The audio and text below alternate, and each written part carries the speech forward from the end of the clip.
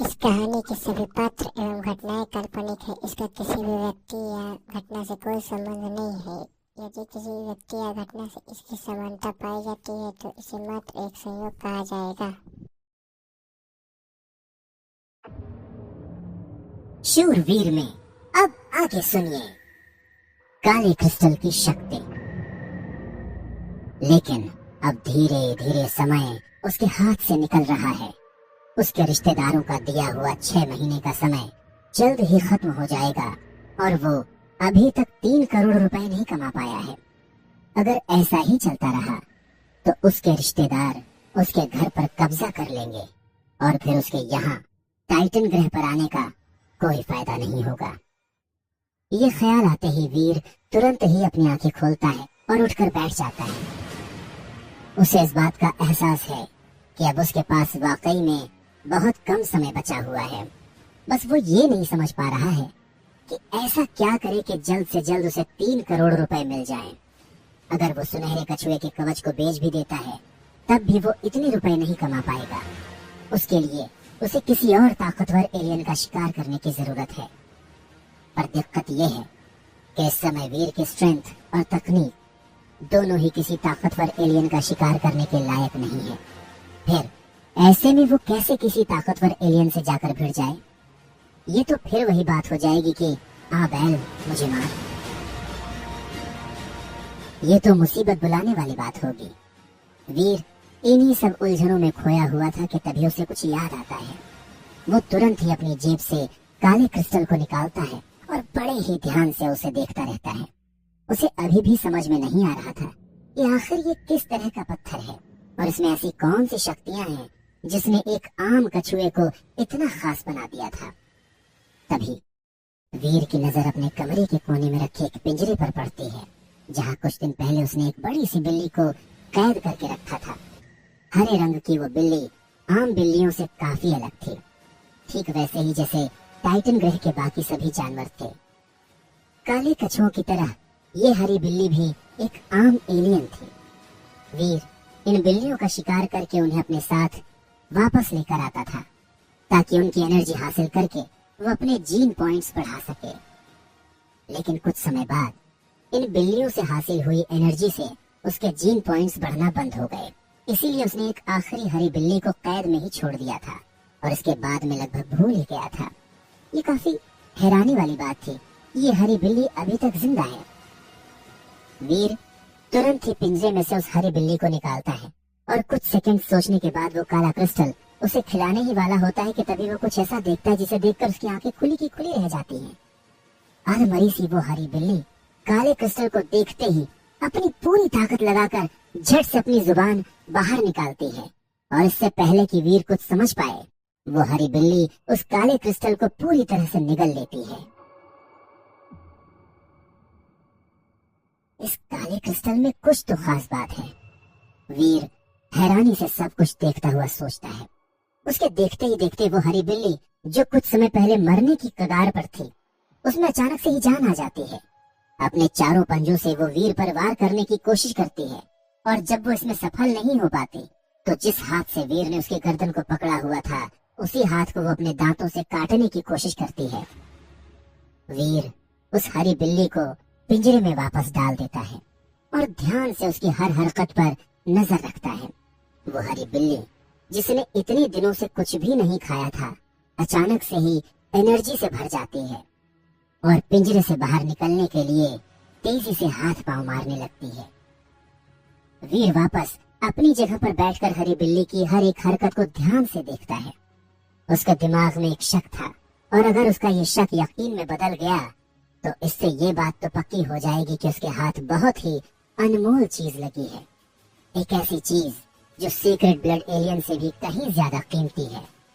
इस ख्याल भर से ही वीर का रोम रोम एक नए उत्साह से भर गया था, लेकिन साथ साथ उसे ये डर भी सता रहा था कि कहीं अगर उसका शक गलत निकला तो उम्मीद की वो इस किरण को खो देगा। इसीलिए वो अपनी सांस रोके पिंजरे को ऐसे एकटक देख रहा था जैसे कोई स्टूडेंट अपने रिजल्ट का इंतजार करता है। वीर उस पिंजरे को देखने में इतना मग्न था कि उसे किसी भी चीज की सुध नहीं थी। यहाँ तक कि भूख का भी एहसास उसे तब हुआ जब उसे सूप की खुशबू आई।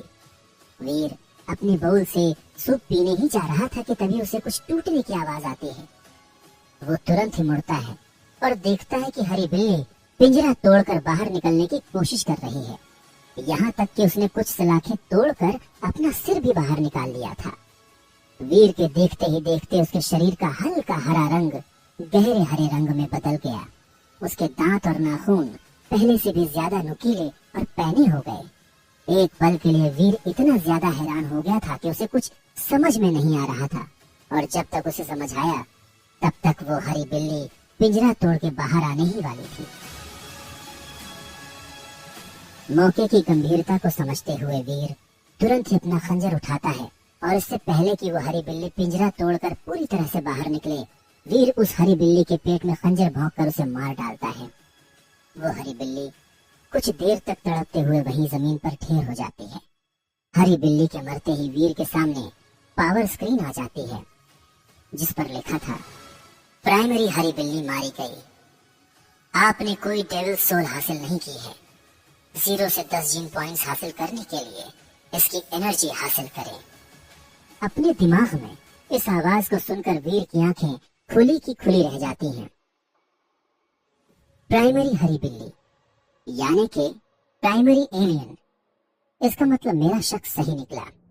ये क्रिस्टल वाकई में एलियंस को डेवलप होने में मदद करता है। वीर की खुशी का ठिकाना नहीं था और उसे समझ में नहीं आ रहा था कि वो इस समय अपनी खुशी का इजहार किस तरह से करे। अगर उसका बस चलता तो शायद वो खुशी के मारे नाचने भी लग जाता। कुछ देर बाद जब उसकी खुशी थोड़ी कम होती है तब वो अपने खंजर से उस हरी बिल्ली के पेट को चीरकर उस काले क्रिस्टल को बाहर निकालता है, बिना इस बात की परवाह किए कि उस काले क्रिस्टल पर अभी भी हरी बिल्ली का खून लगा हुआ है। वीर खुशी के मारे उसे चूम लेता है। थोड़ी देर बाद उस क्रिस्टल को साफ करके वीर उसे अपने हाथ में इस तरह पकड़ता है जैसे कि वो क्रिस्टल नहीं बल्कि कोई अनमोल खजाना हो। इस क्रिस्टल की ही वजह से वो काला कछुआ सुनहरे कछुए में बदलकर एक सेक्रेड ब्लड एलियन बना था। अगर ये हरी बिल्ली भी डेवलप होना जारी रखती तो क्या ये भी एक सेक्रेड ब्लड एलियन बन जाती? ये ख्याल भर ही इतना कमाल का था कि वीर को किसी सपने जैसा लग रहा था। खुद को विश्वास दिलाने के लिए वीर ने एक बार फिर से खुद को चुटकी काटी और तेज दर्द के एहसास ने उसे यकीन दिला दिया कि वो सपना नहीं देख रहा है, ऐसा वाकई में हुआ है। और इस बात का एहसास होते ही उसका रोम रोम खुशी से झूम उठता है। आज वाकई में उसका बहुत अच्छा दिन है। एक ही दिन में इतनी सारी सफलताएं हाथ लगना कोई छोटी बात नहीं थी। कुछ देर तक खुशी मनाने के बाद वीर उस काले क्रिस्टल को संभाल के रख देता है और टाइटन ग्रह के फल और सब्जियों से बने सूप को पीने लग जाता है। क्या पता उसकी किस्मत अच्छी हो और इस सूप को पीकर कोई और अचीवमेंट उसके हाथ लग जाए। बस यही ख्याल दिमाग में रखकर वीर उस सूप को पूरी तरह से खत्म कर देता है और जैसे कि उसे उम्मीद थी, सूप को खत्म करते ही वो एक और सीक्रेट जीन पॉइंट हासिल कर लेता है। कुल मिलाकर अब उसके पास 8 सीक्रेट जीन पॉइंट्स हो गए थे। अगर वीर के पास कोई खास हथियार या साधन होते तो शायद वो एक सीक्रेट जीन पॉइंट से ज्यादा हासिल कर लेता, लेकिन ये भी बुरा नहीं है, खासकर तब जब कुछ घंटों पहले उसे एक सीक्रेट जीन पॉइंट तो दूर कोई आम जीन पॉइंट भी नहीं मिला था। तभी वीर को याद आता है कि पहाड़ी पर उस सुनहरे कछुए को मारने के बाद उसने उसकी डेविल सोल भी हासिल की थी, और ये ख्याल आते ही वो एक बार फिर से पावर स्क्रीन पर अपना डेटा चेक करता है। आपका स्टेटस फर्स्ट लेवल पार नहीं हुई। अब आपका लाइफ स्पैन होगा 200 साल। विकसित होने के लिए जरूरी पॉइंट्स 100 जीन पॉइंट्स। हासिल हुए gene points 79 gene points. 8 secret gene points. Devil soul, secret blood सुनहरा कछुआ। सीक्रेट ब्लड सुनहरे कछुए की डेविल सोल की कैटेगरी कवच। सीक्रेट ब्लड सुनहरे कछुए की डेविल सोल का कवच कैसा दिखता होगा? अपना डेटा पढ़ने के बाद वीर सोच में पड़ जाता है। अभी वो इस बारे में सोच ही रहा था कि अचानक हवा में उसे एक सुनहरी परछाई नजर आती है जो देखने में बिल्कुल सुनहरे कछुए के जैसी थी। वो परछाई वीर के शरीर से चिपककर किसी सुनहरे लिक्विड की तरह वीर के पूरे शरीर में फैलकर उसे ढकने लगती है। देखते ही देखते वीर का पूरा शरीर, यहाँ तक कि उसके बाल तक, सब उस सुनहरे लिक्विड से ढक जाते हैं। ये सुनहरा कवच बहुत ही ज्यादा ताकतवर और असरदार था। साथ ही उस कवच में कई शक्तियां और तेजी भी थी। सुनहरी चमक के साथ वो कवच बहुत ही खूबसूरत लग रहा था, बल्कि पहली झलक में तो वो कवच कम और सोने से बना कपड़ा ज्यादा लग रहा था। बस दोनों में फर्क सिर्फ इतना था कि उस कवच ने उसके शरीर को सिर से लेकर पांव तक ढक दिया था।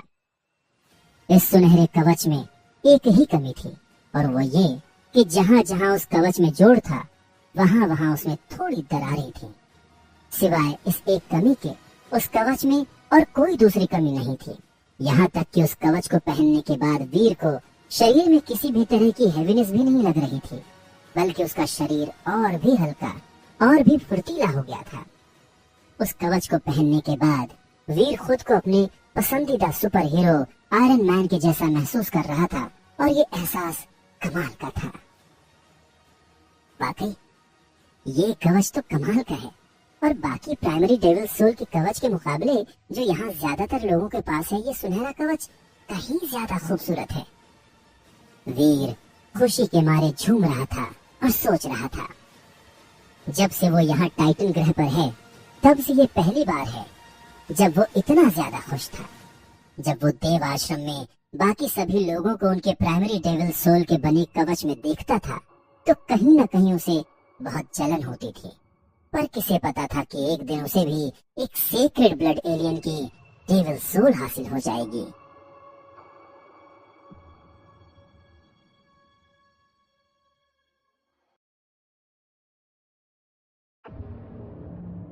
शूरवीर में अब आगे सुनिए सनकी और फुर्तीले टिड्डे। उस रात वीर को 3 महीनों में पहली बार एक सुकून भरी नींद आई थी, क्योंकि उस रात उसे ऐसा लग रहा था कि जिस मकसद के लिए वो यहाँ आया था वो जल्द ही पूरा हो जाएगा। और इस ख्याल भर से ही वीर के रोम रोम में सुकून छा गया था। अभी एक दिन पहले तक तो वो बहुत ही हताश और निराश महसूस कर रहा था। आखिर 18 साल के लड़के के लिए 3 करोड़ की रकम इकट्ठा करना कोई आसान बात नहीं है, खासकर वीर के लिए। पर अब सब कुछ बदल चुका था। अब उसके हाथ खजाना जो लग गया था। सुनहरे कछुए का कवच अभी भी उसके पास है, जो कम से कम 1 से 2 करोड़ तक की कीमत का होगा। इसके अलावा उसके पास काला क्रिस्टल भी है, जिससे वो आम एलियंस को डेवलप कर सकता है। और जब तक ये काला क्रिस्टल उसके पास है तब तक 3 करोड़ रुपए कमाना कोई मुश्किल बात नहीं है। हरी बिल्ली की लाश को जमीन पर पड़ा देखकर वीर कुछ देर तक सोचता है, और फिर उसकी एनर्जी खुद हासिल करने के बजाय उसे एक शीशी में बंद करके सावधानी से अपने बैग में रख लेता है। अब उसे एक एलियन को पकड़ने की जरूरत है, जिसे वो काले क्रिस्टल की ताकत से डेवलप कर सके और फिर उसकी एनर्जी को पैसों के लिए बेच सके। अब जब उसके पास सीक्रेट ब्लड डेविल सोल का कवच है तो वो आसानी से आम एलियंस के बजाय म्यूटेंट एलियंस का शिकार कर सकता है, और इसमें उसकी जान को ज्यादा खतरा भी नहीं होगा। प्राइमरी एलियंस की ज्यादा कीमत नहीं होती है, और एक आम एलियन को प्राइमरी एलियन में बदलने के लिए उसे कम से कम 1 दिन का इंतजार करना होगा। इसलिए वीर फैसला करता है कि वो कम से कम 1 म्यूटेंट एलियन की एनर्जी बेचेगा, ताकि उसे जल्द से जल्द 3 करोड़ रुपए मिल सके। बस यही सोचकर वीर पूरी तैयारी के साथ अपने कमरे से बाहर निकलता है। हालांकि जैसे ही वो बाहर निकलता है तो वो देखता है कि वहाँ मौजूद कुछ लोग उसकी तरफ इशारा करके हंस रहे थे, मानो उसका मजाक उड़ा रहे हों। उनमें से कोई भी वीर के पास तक नहीं आ रहा था। सब उसे ऐसे देख रहे थे जैसे कि वो कोई भूत हो। हैरानी की बात तो ये थी कि वो सभी लोग वीर की ही तरह पृथ्वीवासी थे, पर फिर भी वो सब वीर से दूर ही रहते थे। आमतौर पर जब पृथ्वी से कोई टाइटन ग्रह पर आता है तो फिर चाहे वो कितना ही कमजोर क्यों ना हो, अगर उसकी मार्शल आर्ट्स की तकनीक थोड़ी बहुत भी अच्छी होती है तो उसे यहाँ कोई ना कोई साथी मिल ही जाता है, और फिर वो लोग साथ मिलकर प्राइमरी एलियंस का शिकार करते हैं। पर वीर के साथ ऐसा कुछ भी नहीं हुआ। अगर उसे देव आश्रम में एक भी साथी मिल जाता तो शायद उसे एलियंस का शिकार करने में और डेवलप होने में इतनी परेशानी नहीं होती। लेकिन वीर का साथ देना तो दूर, उल्टा सब उससे दूर भागते थे। 3 महीने से ज्यादा टाइटन ग्रह में गुजारने के बाद वीर को अब इसकी आदत हो गई थी। इसलिए अब उसे इस बात से कोई फर्क नहीं पड़ता था कि कोई उसका मजाक बना रहा है या उससे कोई दूर भाग रहा है। दरअसल उन लोगों के इस तरह के बर्ताव के पीछे भी एक कहानी है जिसे याद करके वीर आज भी एम्बैरस हो जाता है।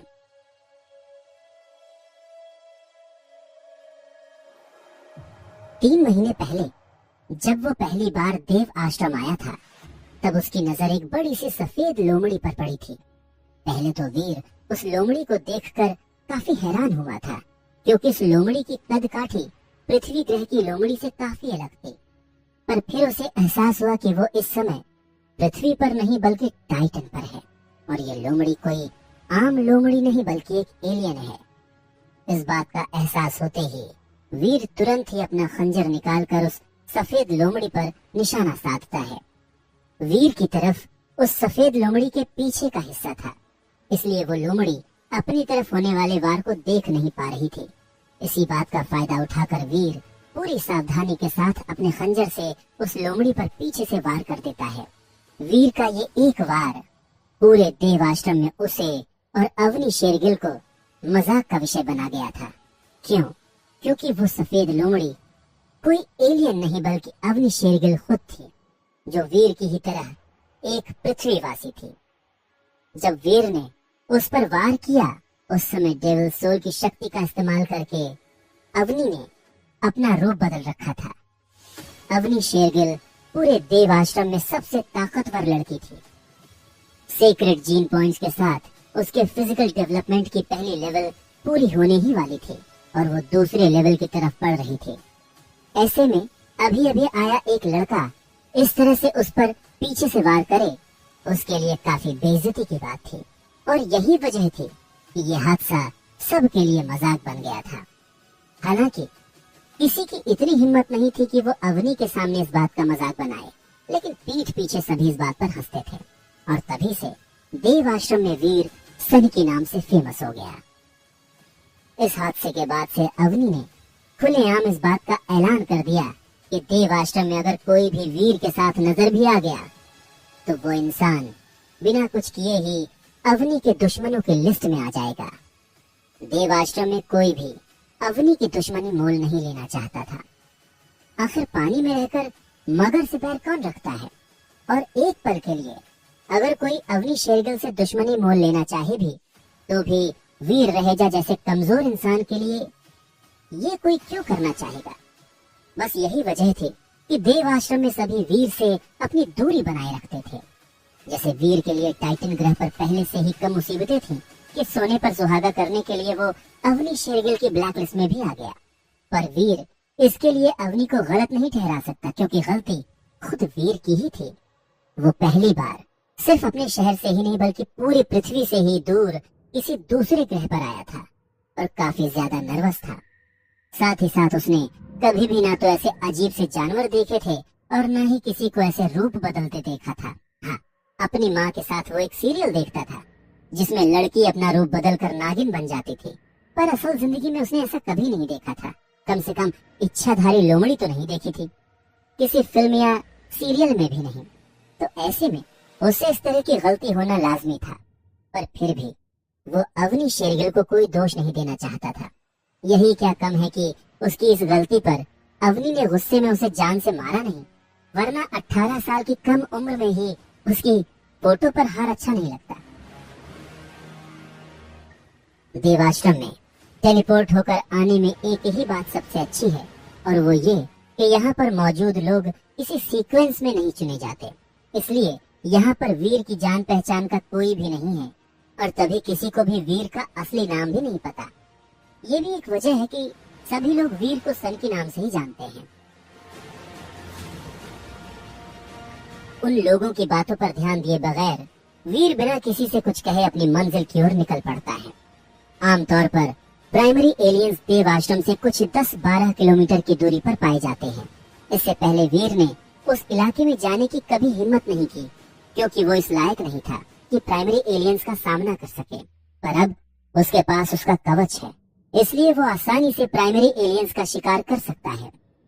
पिछली बार तो एक तांबे के दांत वाले गैंडे का शिकार करने की कोशिश में बुरी तरह से घायल हो गया था, और दुख की बात तो ये थी कि वो एलियन प्राइमरी एलियंस की कैटेगरी में सबसे कमजोर एलियन था। पर फिर भी उसने वीर को बुरी तरह से घायल कर दिया था। पर अब वीर आसानी से उस तांबे के दांत वाले गैंडे को मार सकता था। पर फिर भी इस समय वीर उस तांबे के दांत वाले गैंडे का शिकार करने के बजाय फुर्तीले टिड्डे का शिकार करने का फैसला करता है। हालांकि प्राइमरी एलियन के तौर पर फुर्तीले टिड्डों का शिकार बहुत ही नाजुक होता है, और अगर उनकी कमजोर जगह पर वार किया जाए तो उन्हें एक आम खंजर से ही आसानी से मारा जा सकता है। लेकिन दिक्कत यह है कि फुर्तीले टिड्डे इतने तेज होते हैं कि आम आदमी के लिए उनकी स्पीड का मुकाबला कर पाना आसान नहीं होता, और उनके आरी जैसे तेज पैर आसानी से एक इंसान की हड्डी पसली एक कर सकते हैं। एक बार ये फुर्तीले टिड्डे अगर किसी इंसान पर वार कर दें तो वो भले ही मरे या ना मरे, लेकिन अपाहिज जरूर हो जाता है। बस इसीलिए बहुत ही कम लोग इन फुर्तीले टिड्डों के शिकार के लिए निकलते हैं। लेकिन वीर के लिए इन फुर्तीले टिड्डों का शिकार करना सबसे बेस्ट ऑप्शन था। चाहे ये कितने ही फुर्तीले और ताकतवर क्यों ना हो, लेकिन अंत में हैं तो प्राइमरी एलियंस ही। चाहे ये फुर्तीले टिड्डे किसी भी तरह से वार करें, लेकिन वीर के सुनहरे कवच को नुकसान नहीं पहुंचा सकते, और वीर आसानी से उन्हें मार सकता है।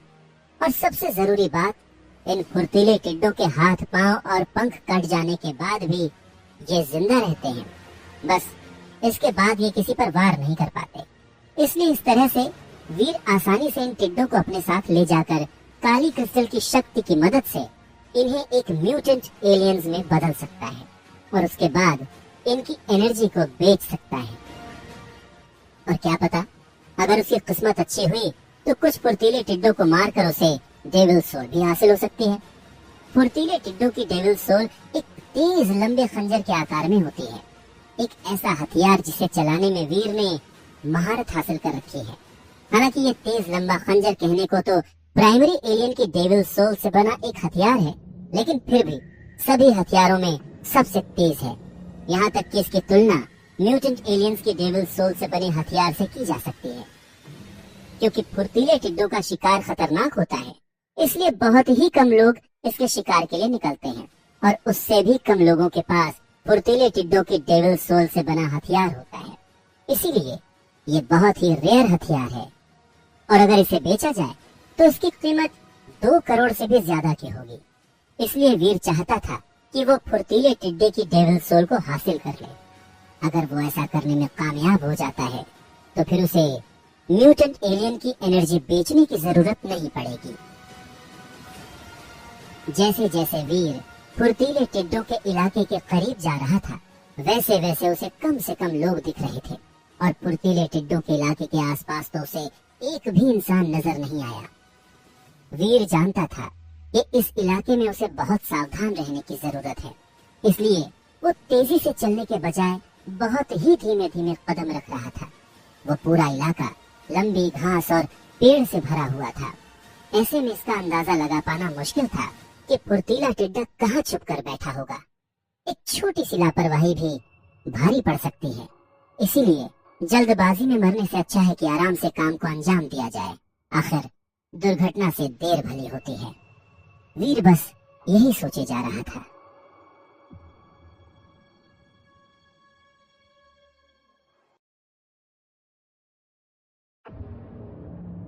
शूरवीर में अब आगे सुनिए फुर्तीले टिड्डों का सफाया।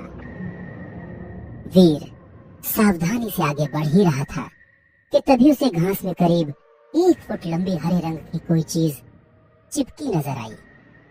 अगर वो इतना सावधान नहीं रहता और ध्यान नहीं देता तो उसे यही लगता कि ये घास का ही हिस्सा है, न कि फुर्तीला टिड्डा जो एक ही वार में इंसान को अपाहिज बना सकता है।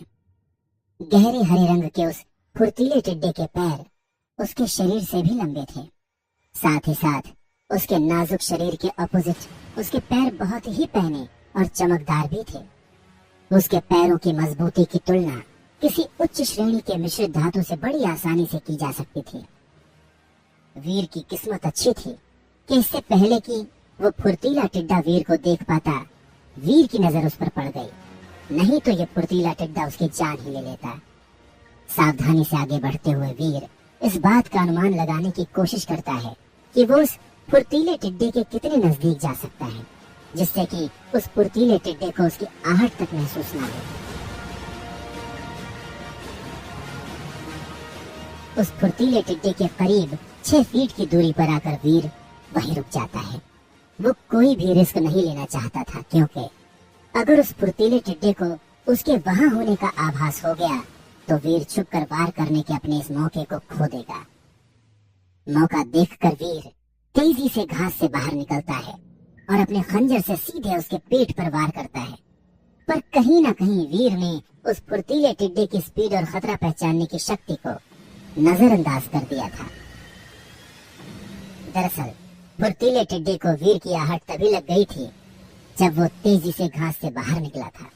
इसीलिए इससे पहले कि वीर पूरी तरह से उस पर वार कर सके, वो फुर्तीला टिड्डा तेजी से हवा में उड़कर अपने पैरों से वीर पर वार कर देता है। भले ही वीर समय से उस फुर्तीले टिड्डे के वार से बचता है और पीछे हट जाता है, पर फिर भी फुर्तीले टिड्डे के पैर वीर के माथे पर लग ही जाते हैं। जैसे लोहे से टकराने की आवाज आती है, ठीक वैसी ही आवाज पूरे इलाके में गूंज जाती है।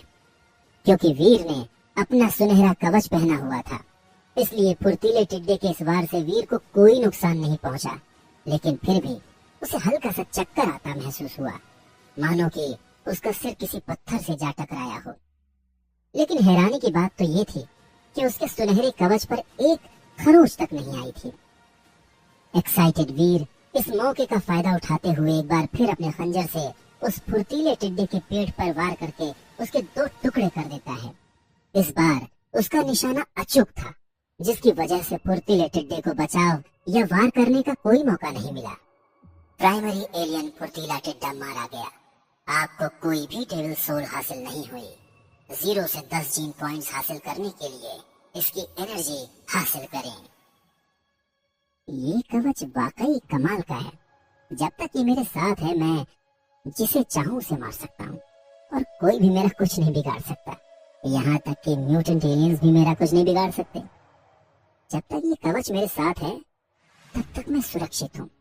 ठीक वैसे ही जैसे कटप्पा के होते बाहुबली का कोई कुछ नहीं बिगाड़ सकता। अपने आखिरी ख्याल पर वीर खुद ही हंस पड़ता है, पर इस समय वो इतना खुश था कि उसे किसी बात की परवाह नहीं थी। अचानक से ही वीर के अंदर एक नया जोश आ जाता है और वो इन फुर्तीले टिड्डों से छुपना बंद कर देता है, बल्कि वो तो सीना चौड़ा करके उस पूरे इलाके में ऐसे घूमने लगता है जैसे कि कितनी बड़ी जंग जीत कर आया हो। उसकी इस हरकत की वजह से वो कई फुर्तीले टिड्डों का ध्यान अपनी ओर आकर्षित कर लेता है। एक शातिर शिकारी की तरह वीर ने जानबूझकर ये जाल बिछाया था और एक एक करके सभी फुर्तीले टिड्डे उस पर वार करने के लिए सामने आ जाते हैं। लेकिन वीर के कवच की वजह से कोई उसे एक खरोंच तक नहीं पहुंचा पाता। मौके का फायदा उठाते हुए वीर एक ही वार में एक एक करके उन सभी टिड्डों का काम तमाम कर देता है। प्राइमरी एलियन फुर्तीला टिड्डा मारा गया। आपको कोई भी डेविल सोल हासिल नहीं हुई है। 0 से 10 जीन पॉइंट्स हासिल करने के लिए इसकी एनर्जी हासिल करें। प्राइमरी एलियन फुर्तीला टिड्डा मारा गया। आपको कोई भी डेविल सोल हासिल नहीं हुई है। 0 से 10 जीन पॉइंट्स हासिल करने के लिए इसकी एनर्जी हासिल करें। वीर के दिमाग में लगातार गूंजती ये आवाज उसे एक उत्साह के साथ भरती जा रही थी। उसे पता भी नहीं चला कब उसने 50 से भी ज्यादा फुर्तीले टिड्डे मार गिराए। फुर्तीले टिड्डों के इलाके में मचे आतंक से अनजान देव आश्रम का एक अन्य सदस्य जय सहगल अपनी किस्मत को कोसता हुआ उसी फुर्तीले टिड्डों के इलाके की तरफ बढ़ रहा था। वीर की तरह जय भी एक पृथ्वीवासी था। बस फर्क इतना था कि वीर के पिता की मौत के बाद वीर की आर्थिक स्थिति काफी खराब हो गई थी और जय एक बहुत ही बड़े घर से था।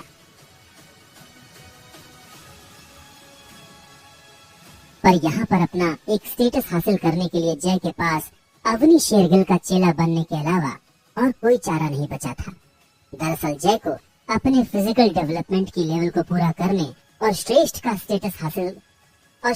स्टेटस हासिल करने के लिए अभी भी 100 जीन पॉइंट्स की जरूरत थी, जो किसी म्यूटेंट एलियन की एनर्जी से हासिल हुए हों। लेकिन इतने पॉइंट्स हासिल करना उसके अकेले की बस की बात नहीं थी। भले ही यहाँ देव आश्रम में उसके पास बहुत पैसा हो, पर हर चीज पैसों से खरीदना नामुमकिन होता है।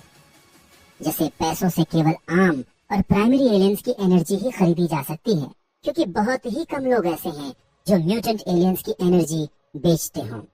केवल अवनी शेरगिल जैसे ही लोग, जिनके पास सबसे ज्यादा सेक्रेड ब्लड जीन पॉइंट्स हैं, वही म्यूटेंट एलियंस की एनर्जी बेच सकते हैं। लेकिन अवनी शेरगिल का भी एक उसूल है, उसके लिए पैसों से ज्यादा ईमानदारी और मेहनत मायने रखती है। ये भी एक वजह है कि जय को अवनी के ग्रुप में रहना इतना नहीं खलता, और इसीलिए इस समय भी वो अवनी के लिए ऐसी जगहों की तलाश कर रहा था जहां पर इंसानों की मौजूदगी कम से कम हो और सीक्रेट ब्लड और म्यूटेंट एलियंस की तादाद ज्यादा हो। अगर ऐसी कोई जगह मिल जाती है तो अवनी अपने पूरे ग्रुप के साथ उन एलियंस पर हमला कर देगी और बदले में उसके ग्रुप के लोगों को उन एलियंस की एनर्जी मिल जाएगी। पिछले 1 महीने से जय ऐसी ही किसी जगह की तलाश कर रहा था, पर अफसोस उसे ऐसी कोई जगह नहीं मिली। अब तो उसका साथ लाया खाने पीने का सामान भी खत्म होने लगा था, इसीलिए उसने वापस देव आश्रम जाने की सोची। वो देव आश्रम की ओर जा ही रहा था कि रास्ते में उसे फुर्तीले टिड्डों का इलाका दिखा, और वो एक बार इस इलाके का चक्कर लगाने की सोचता है। क्या पता जिस जगह की वो पिछले 1 महीने से तलाश कर रहा है ये वही जगह हो। हालांकि फुर्तीले टिड्डों के इलाके में घुसते ही उसे बहुत ही अजीब सा महसूस होता है। काफी अंदर आ जाने पर भी उसे एक भी फुर्तीला टिड्डा नहीं दिखता, जो बहुत ही ज्यादा अजीब बात थी। 1 किलोमीटर आगे जाने के बाद उसे जमीन पर खून के निशान दिखाई देते हैं, और उसे ये समझते देर नहीं लगती कि इस जगह पर क्या हुआ होगा।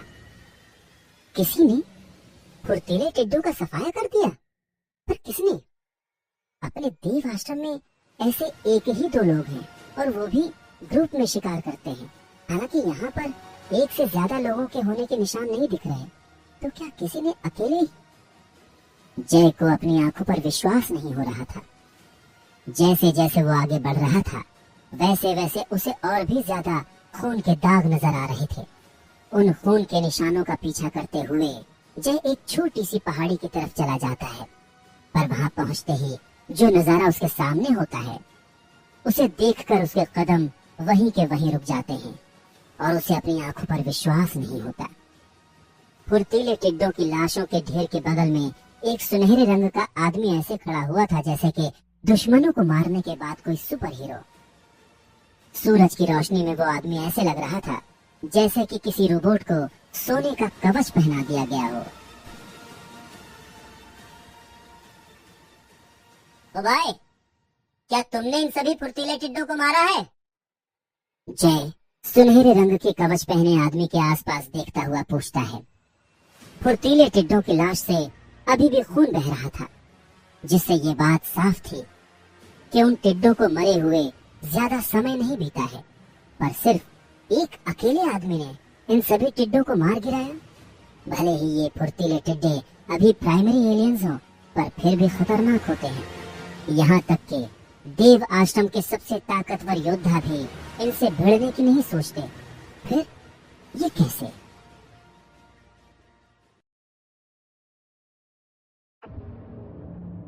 शूरवीर में अब आगे सुनिए। गंगाधर ही शक्तिमान है।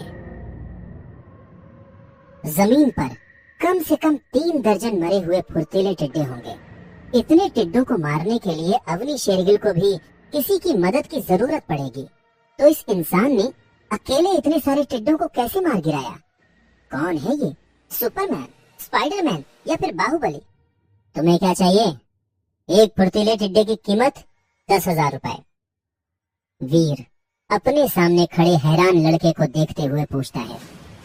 जय के वहां आने से पहले वीर सोच ही रहा था कि वो इतने सारे मरे हुए टिड्डों का क्या करे। जोश जोश में उसने इतने टिड्डे मार तो दिए, पर वो ये भूल गया कि जरूरत से ज्यादा इन फुर्तीले टिड्डों की एनर्जी हासिल करने के बाद उसे एक भी जीन पॉइंट नहीं मिलेगा। अभी वो ये सब सोच ही रहा था कि तभी जय वहां आ गया था और उसने वीर को इन टिड्डों की लाश के साथ देख लिया। अच्छा हुआ वीर ने अपना कवच अभी तक पहना हुआ था, नहीं तो शायद जय उसे पहचान लेता। एक टिड्डा 10,000 का, बस इतना सस्ता। जय हैरानी से वीर को देखता है। ये पहली बार कुछ बेच रहा है, ये पहली बार कुछ बेच रहा है क्या जो इतना कम दाम लगा रहा है। जय वीर को देखते हुए सोचता है, भले ही बहुत से लोग प्राइमरी एलियंस का शिकार कर लेते हो, पर फिर भी इस तरह के एलियंस की तादाद कम होती है, खासकर फुर्तीले टिड्डे जैसे, खास करके फुर्तीले टिड्डे जैसे एलियंस की, जिनकी एनर्जी आज तक किसी ने भी हासिल नहीं की थी। इसीलिए इनकी कीमत 10,000 से कहीं ज्यादा होनी चाहिए। और अगर वीर इन टिड्डों की लाशों को देव आश्रम पहुंचाने में जय की मदद कर देता है तो यही दाम 2-3 गुना तक बढ़ सकता है।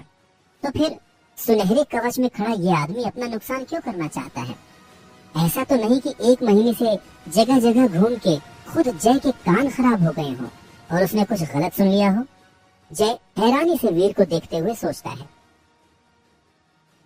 हाँ, 10,000 का एक टिड्डा लेना है तो लो, वरना चलते बनो। वीर का जवाब जय के शक को दूर कर देता है और जय को विश्वास हो जाता है कि ये आदमी वाकई में पहली बार कुछ बेच रहा है, इसीलिए इसे इन फुर्तीले टिड्डों की सही कीमत नहीं पता। पर जय जैसा सोच रहा था वैसा कुछ भी नहीं था।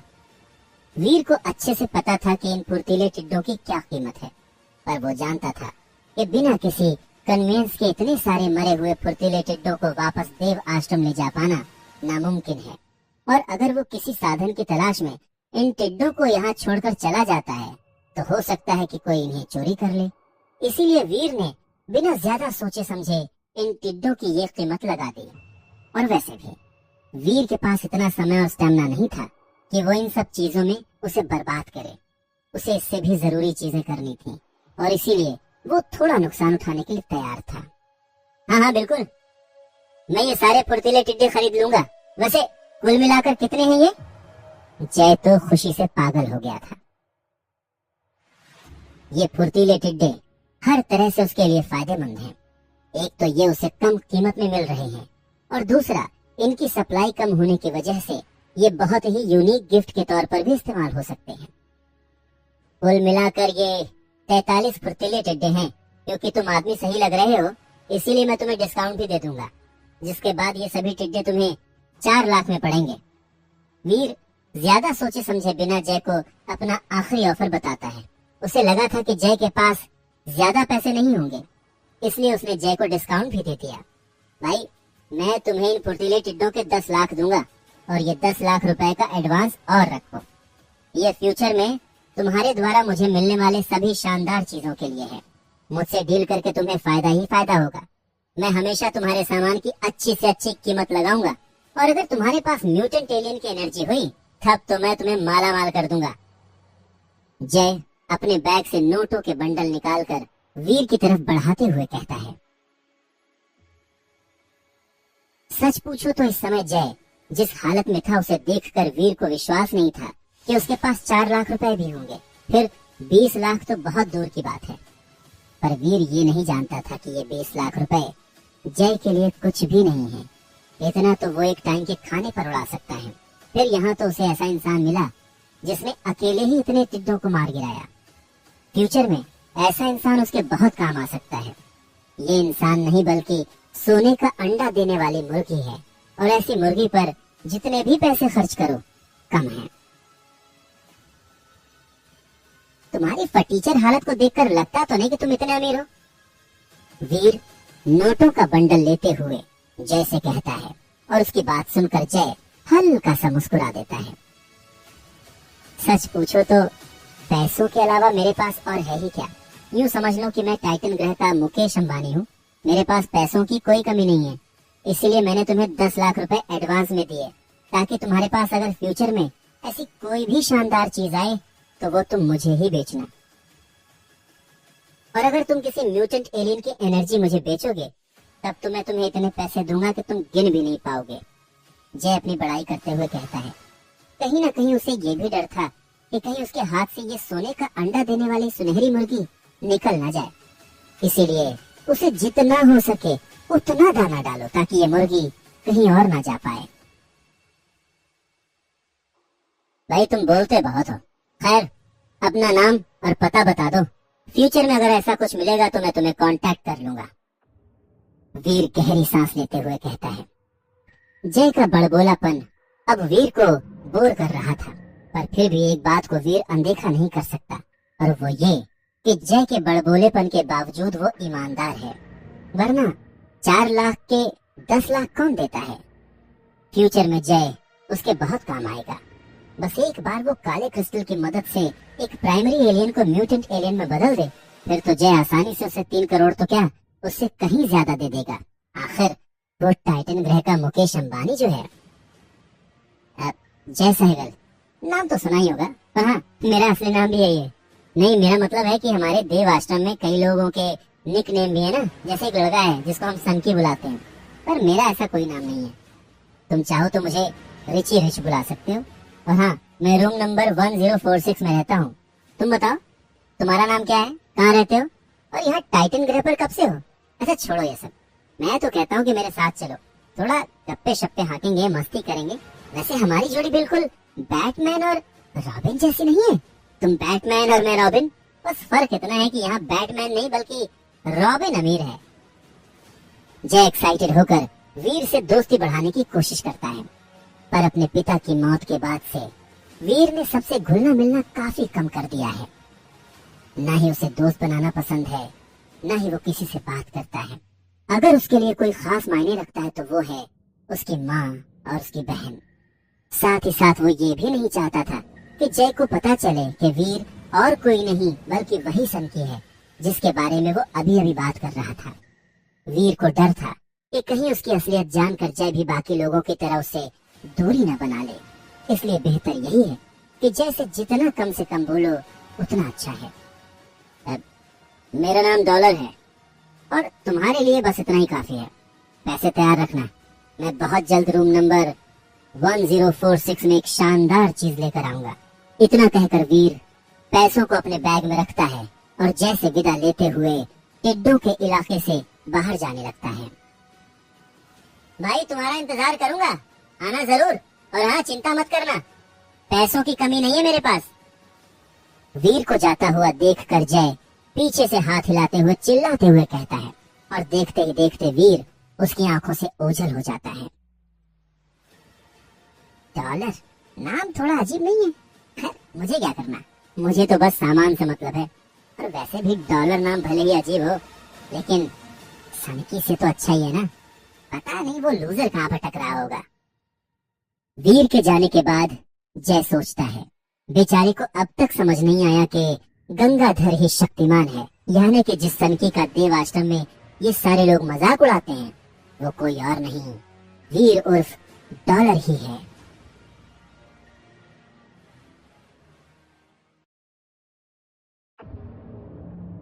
शूरवीर में अब आगे सुनिए। ग्रैंड मास्टर, अब इन्हें वापस देव आश्रम कैसे लेकर जाऊं?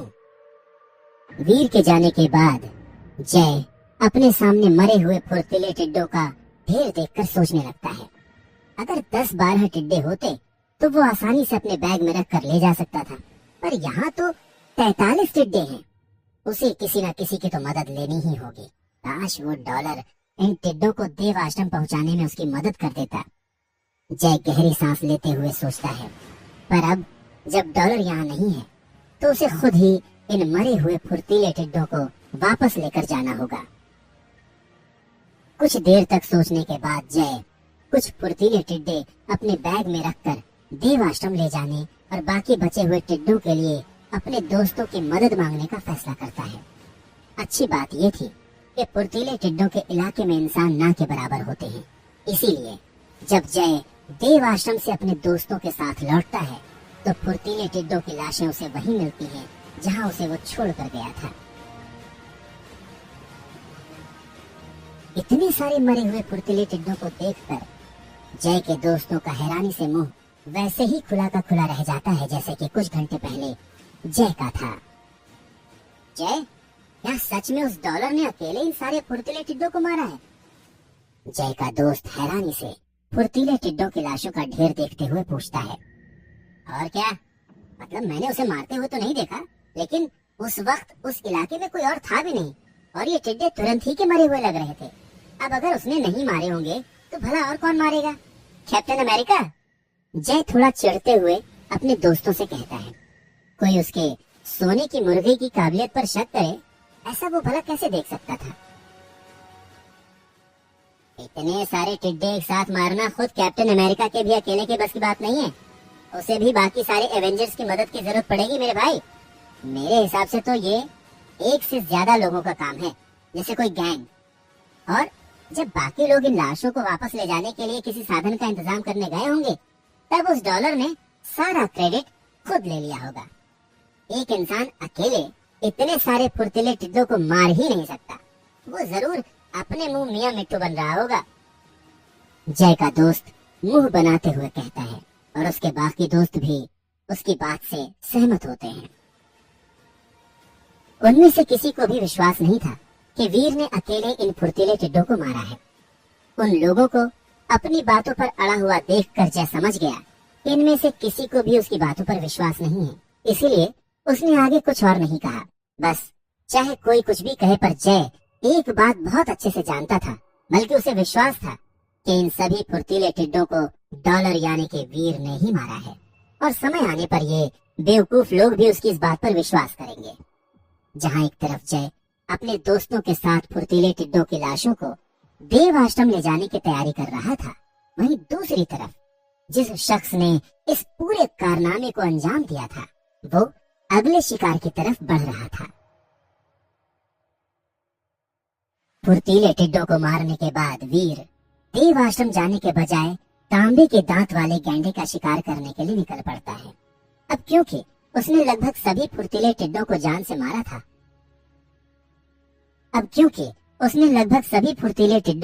जान से मार दिया था, इसलिए फुर्तीले टिड्डों के इलाके में उसे एक भी फुर्तीला टिड्डा नहीं मिला। ऐसे में उसने तांबे के दांत वाले गैंडों का शिकार करने का फैसला किया। हालांकि इससे पहले जब उसने ऐसा करने की कोशिश की थी, तब वो बुरी तरह से घायल हो गया था। पर अब वक्त बदल चुका है। अब उसके पास उसका सुनहरा कवच है, इसलिए अब वो आसानी से उस तांबे के दांत वाले गैंडे का सामना कर सकता है। बस यही ख्याल मन में लिए वीर तांबे के दांत वाले गैंडे की तलाश में निकल पड़ा।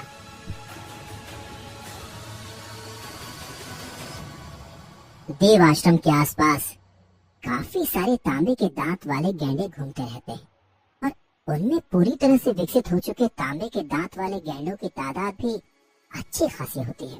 तो अगर मैं काले क्रिस्टल की मदद से किसी प्राइमरी तांबे के दांत वाले गैंडे को म्यूटेंट वाला जानवर बना लेता हूँ, तो किसी को भी मुझ पर शक नहीं होगा।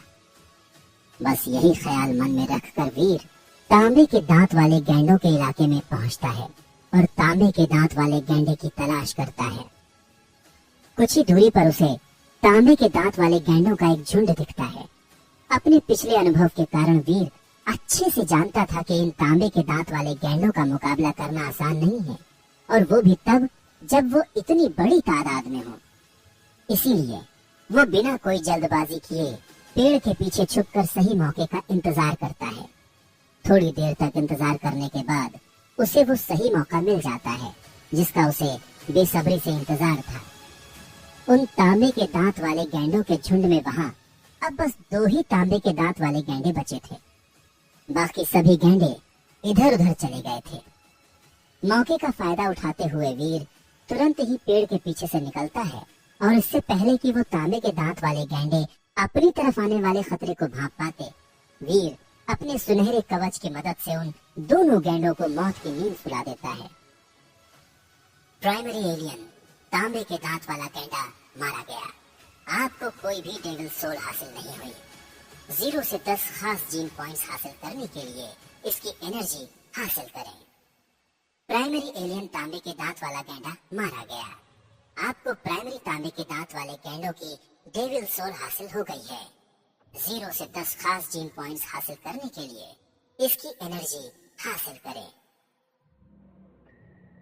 अपने दिमाग में ये आवाज सुनकर वीर की आंखें खुली की खुली रह जाती हैं।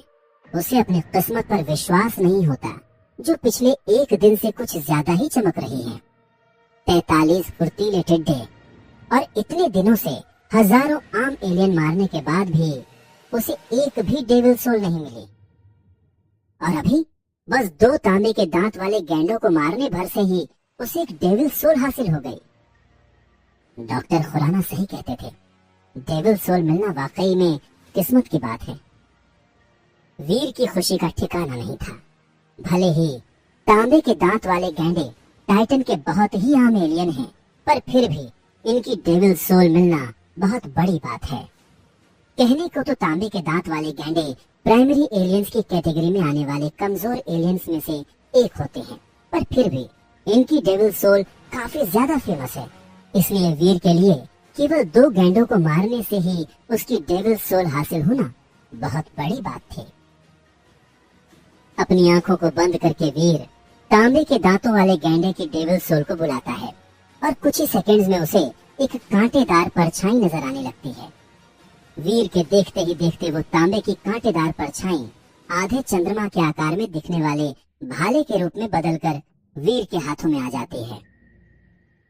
प्राइमरी तांबे के दांत वाले गैंडे की डेविल सोल की कैटेगरी हथियार। अपने दिमाग में इस आवाज को सुनकर वीर खुशी से झूम उठता है। आधे चंद्रमा के शेप का वो भाला देखने में बहुत ही चमकदार और खतरनाक था। कुछ समय तक वीर उस भाले के साथ इस तरह से खेलता है जैसे कि कोई 2 साल का बच्चा अपने पसंदीदा खिलौने के साथ खेल रहा हो। अपने शौक और टाइटन ग्रह पर आने से पहले मिली ट्रेनिंग की वजह से वीर को भाला चलाने की बेसिक्स अच्छे से पता थी। इसीलिए अपने भाले को अलग अलग दिशा में चलाने में वीर को किसी भी तरह की परेशानी नहीं महसूस हो रही थी।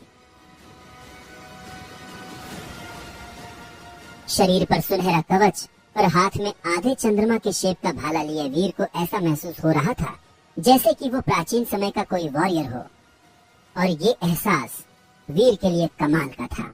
खासकर तब जब एक दिन पहले उसके पास डेविल सोल तो दूर, विकसित होने के पहले चरण को पूरा करने के लिए पर्याप्त जीन पॉइंट्स भी नहीं थे।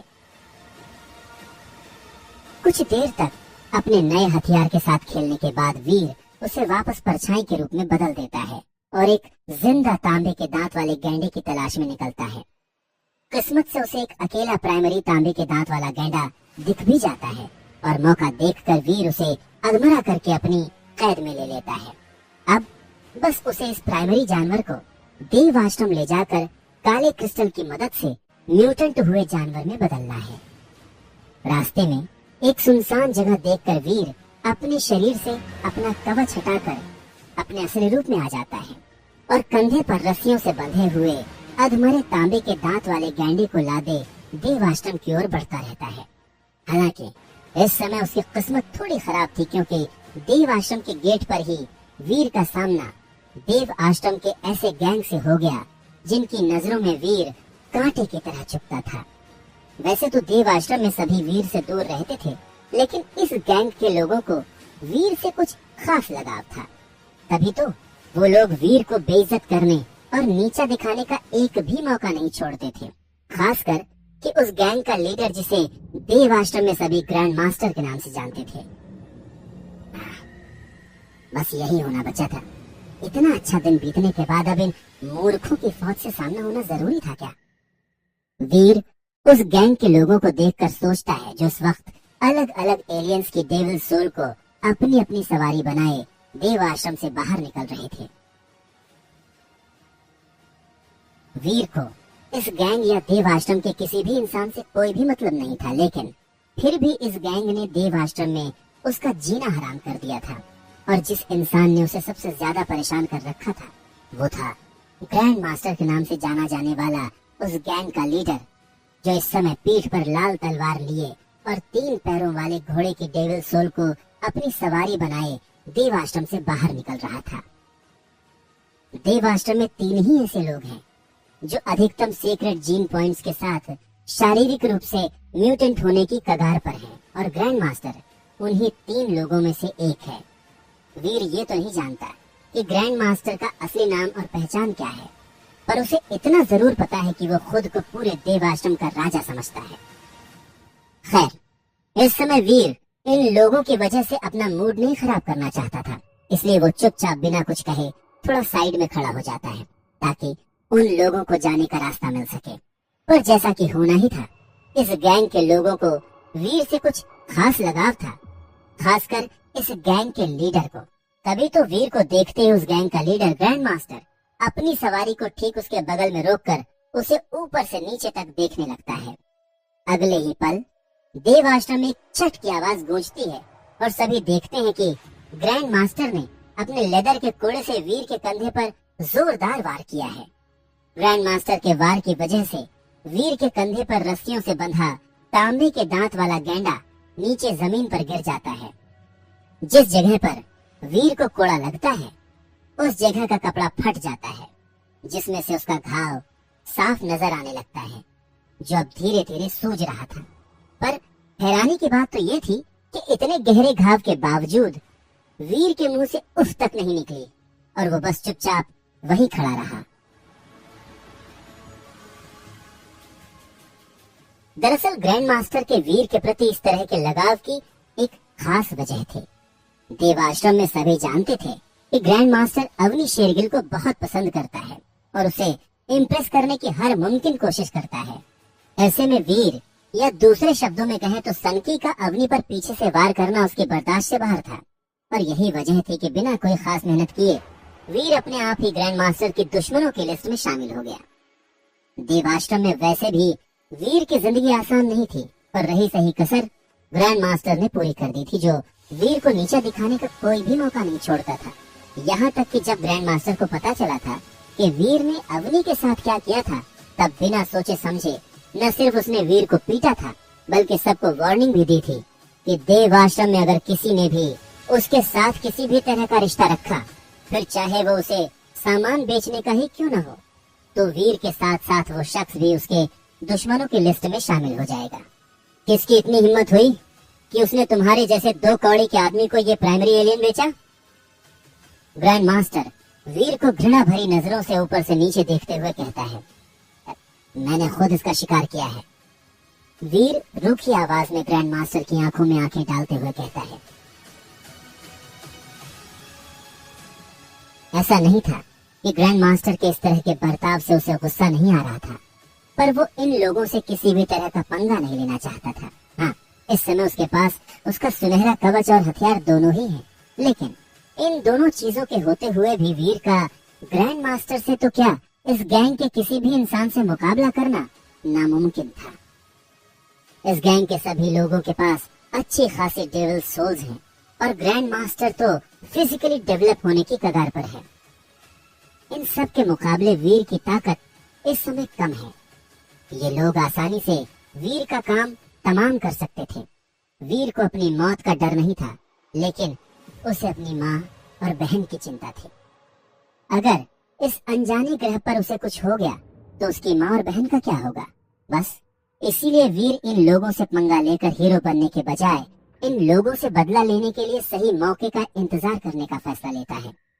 और यही वजह थी कि वीर इस समय बस खून का घूंट पीकर रह गया। तेरे लिए बस यही अच्छा होगा बच्चे, क्योंकि अगर मुझे पता चला कि किसी ने तेरे साथ किसी भी तरह का बिजनेस करने की कोशिश की है ना, तो तुम दोनों के लिए अच्छा नहीं होगा। इस आखिरी चेतावनी के साथ ग्रैंड मास्टर एक आखिरी बार वीर को देखता है और वहां से चला जाता है। ए सनकी, किसी भी तरह की होशियारी मत करना, समझा? नहीं तो तुझे एक बार फिर से सबक सिखाने के लिए मुझे जरा सी भी तकलीफ नहीं होगी।